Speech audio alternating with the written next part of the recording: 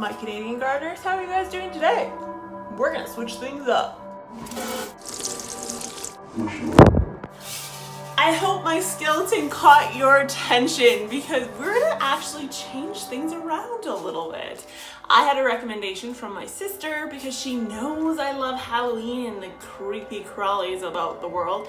So she said we should do an entire series on creepy plants. And I thought, yes, let's. So the purpose of this series is to lighten things up. It's not an educational video, but it's gonna be fun to listen to. And my hope is to encourage some of the younger folk out there to get into gardening. So without further ado, let's get into it. So for today's creepy crawly topic about plants, we're going to be talking about the crooked bush in Saskatchewan. The crooked bush is located west of Hafford, Saskatchewan, and was declared one of the top wonders of Canada. It was first noticed by locals in 1940. When people would walk by, they'd see weird curvy aspens forming. And even at times they thought they felt sick or woozy, and people would lose track of time as they walked through this little aspen bluff. This is only a small cluster of aspens, and there's actually aspens nearby that are completely fine. So it wouldn't make sense that it's an environmental factor causing this. Typical aspens grow straight and towards the sky, and at 70 years old, they should be well over 12 to 18 meters in height.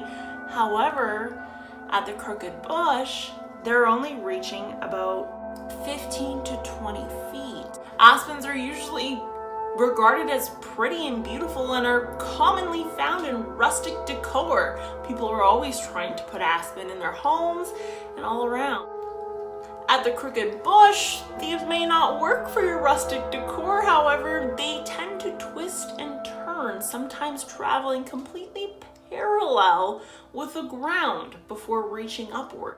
So what do the scientists believe about this? Well, scientists will tell you it's a genetic mutation in the aspen itself. And while I'd say that would be the case, it wouldn't make sense with the number of aspens in the area. I've also read reports that they did do genetic testing and they didn't really find any abnormalities, so that doesn't make much sense. What do the sci-fi folks think? Well, it ranges anywhere from UFOs to sacred burial grounds, and that has to do with the sensations that people feel when they go there. The other thing people have noticed in the sci-fi community is that despite there being no fence, the cows won't walk through the crooked bush at all. I've actually been there, and I even noticed that there was cattle that weren't near the aspen bluffs. And while you may think that that's completely normal, cows actually really like shelter, and they actually really like aspen bluffs as well. The grass is bigger and greener, and there's more water usually in those areas.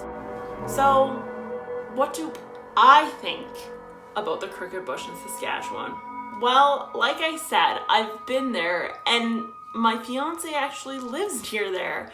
And when we first started dating, we actually went to the crooked bush to check it out. And it wasn't because we wanted to, it was because his father wanted to show us. One of the locals wanted to show us this creepy crawly walking path with aspen trees.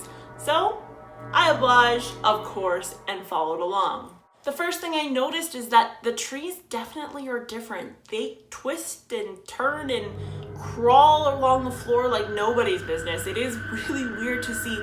And there are aspens literally within feet of each other that are completely straight outside of that path. Now, while you can't touch the trees and you shouldn't crawl on the trees, there is a walking path that goes through the area, and it's kind of lifted off the ground to protect the trees themselves that you can walk along.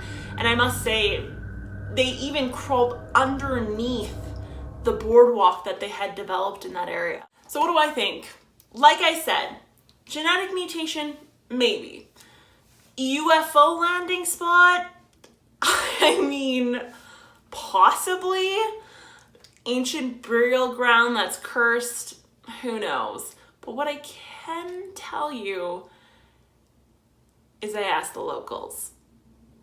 And while they like to drum up the sci-fi side of the crooked bush in Saskatchewan, they'll also tell you that in the 1930s, there was a massive grasshopper infestation across North America. It ravaged the crops, and it was due to a massive drought, the Dirty 30s. Because of this drought, it gave birth to swarms of grasshoppers. And plants, as we know, don't grow well in droughts, but they do even worse when there's grasshoppers around. Because what the grasshoppers do is they eat all the green foliage. So to save the crops in Hafford, Saskatchewan, the farmers used pesticides, in particular a grasshopper pesticide that was incredibly toxic. Because of the amount of pesticide that was purchased, there was a little bit extra. And with the lackadaisical attitude about the environment in the 1930s, some of that extra product was actually dumped. Now, the locals I've spoken to have said that it was dumped in the spot where that aspen bluff is.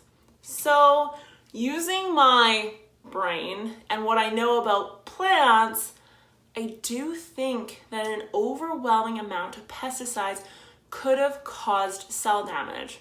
Now, the cell damage on a young batch of trees could cause twisting and turning, something similar to what curly hair would do.